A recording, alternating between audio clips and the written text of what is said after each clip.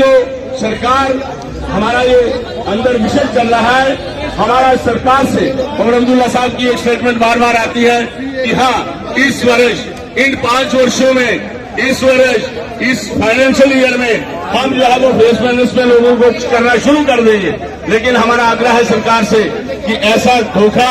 ऐसी झूठी बयानबाजी हमारे साथ पहले बहुत बार हो चुकी है। हम आपसे केवल एक बात चाहते हैं कि आप ये हमें बता दीजिए कि अगर आप हमें रेगुलर करोगे, हमारा वेतन क्या रहेगा, कौन सा हमारा एसआरओ होगा और कौन से महीने से आप पोस्ट फेज में जो जिन लोगों को आपने करना है, कब से शुरू कर रहे हो, कौन से लोगों को फर्स्ट फेज में ला रहे हो। जब तक ये चीजें क्लियर नहीं होगी, हमारा संघर्ष चलता रहेगा।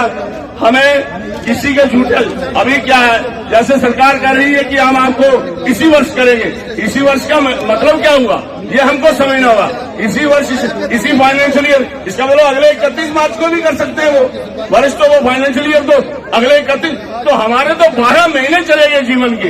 हमारी सर्विस के तो 12 महीने चलेंगे भाई। हमने उनकी सियासत नहीं देखनी है, हमने उनकी राजनीति नहीं देखनी है, हमने देखना है कि हमारे बच्चों को पैसे की जरूरत आज है, हमें जो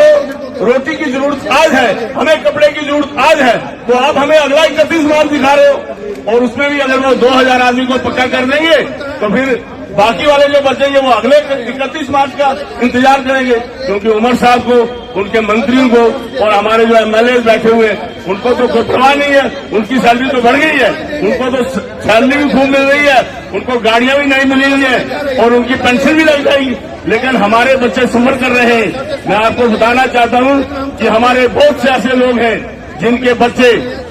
हायर क्लासेज में पढ़ रहे हैं और उनमें से एक मैं भी हूं। हमें कर्जा लेकर करके, लोन लेकर के अपने बच्चों को हम लोग पढ़ा रहे हैं, लेकिन हमें तनख्वाह जो है वो मात्र 9600 रुपया मिल रही है, जिससे हमारे घर का चूल्हा जलना